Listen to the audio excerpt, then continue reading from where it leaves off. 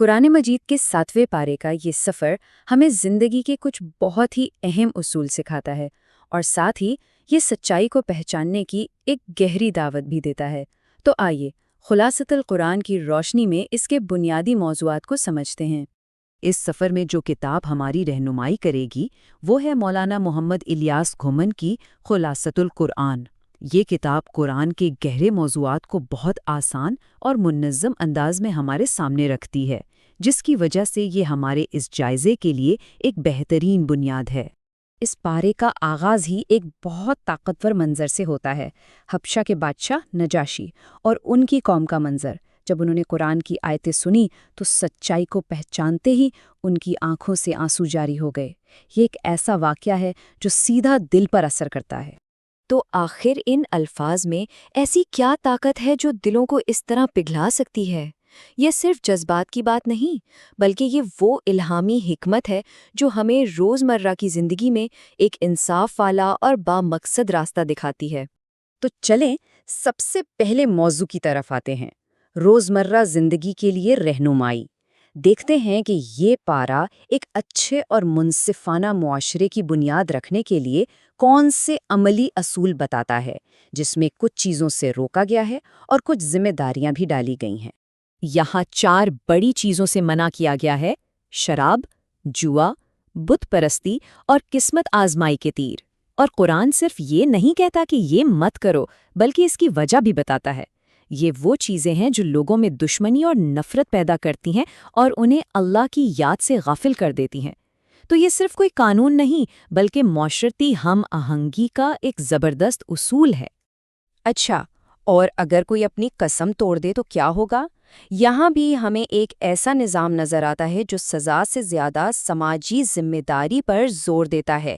یعنی تلافی کے لیے سب سے پہلے معاشرے کے غریب لوگوں کا خیال رکھنے کو کہا گیا ہے، جو اسلام کے انصاف پر مبنی سوچ کو ظاہر کرتا ہے۔ اب ہم دوسرے اہم موضوع کی طرف بڑھتے ہیں، سچائی بمقابلہ توہم پرستی۔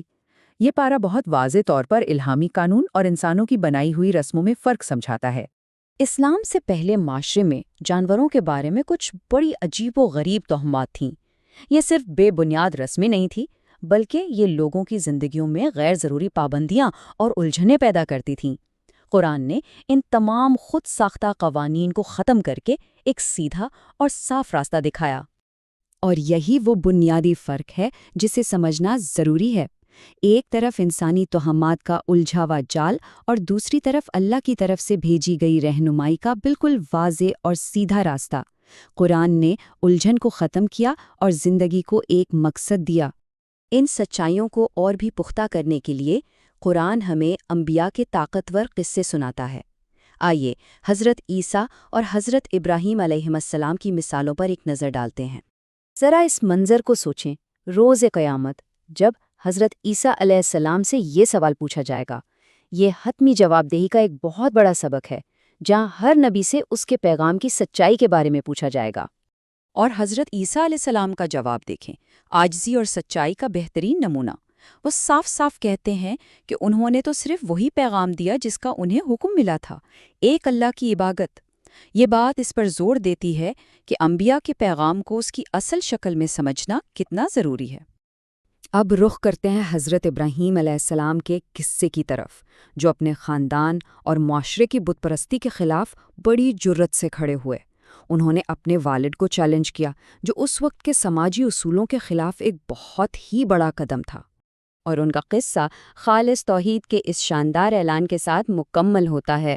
یہ ایمان اور یقین کا ایک ایسا سبق ہے جو کبھی پرانا نہیں ہو سکتا، جو ہمیں سکھاتا ہے کہ سچائی کے لیے کیسے کھڑا ہونا چاہیے، چاہے پوری دنیا ہی کیوں نہ خلاف ہو۔ اور یہ تمام قوانین اور قصے ہمیں اپنے آخری اور سب سے اہم موضوع کی طرف لاتے ہیں، ختمی سچائی کا دن، یعنی یوم حساب۔ یہ آیت اس دن کی ساری حقیقت کھول کر بیان کر دیتی ہے، ایک ایسا دن جب دنیا کی دولت، طاقت اور حیثیت سب بے معنی ہو جائیں گی۔ اس دن صرف ایک ہی چیز کام آئے گی، اور وہ ہے سچائی، اور صرف سچے لوگ ہی کامیاب ہوں گے۔ اور جو لوگ اس حقیقت کو نظر انداز کرتے ہیں، ان کے لیے ایک بہت سخت تنبیہ ہے۔ وہ گہرے پچھتاوے کا ایک ایسا لمحہ ہوگا جب واپسی کا کوئی راستہ باقی نہیں رہے گا۔ تو یہ سارا جائزہ ہمیں ایک آخری اور گہرے سوال پر چھوڑ جاتا ہے۔ اس دن جب صرف سچائی ہی باقی رہے گی، ہماری کہانی کیا ہوگی؟ یہ ایک ایسا سوال ہے جس پر ہم سب کو سنجیدگی سے غور کرنا چاہیے۔ یہ تجزیہ امت 360 ٹیم نے تیار کیا ہے۔ مزید معلومات کے لیے آپ مولانا محمد الیاس گھمن کی کتاب خلاصۃ القرآن سے رجوع کر سکتے ہیں۔ اور ہاں، پلے اسٹور اور ایپ اسٹور پر امت 360 کو ضرور تلاش کریں۔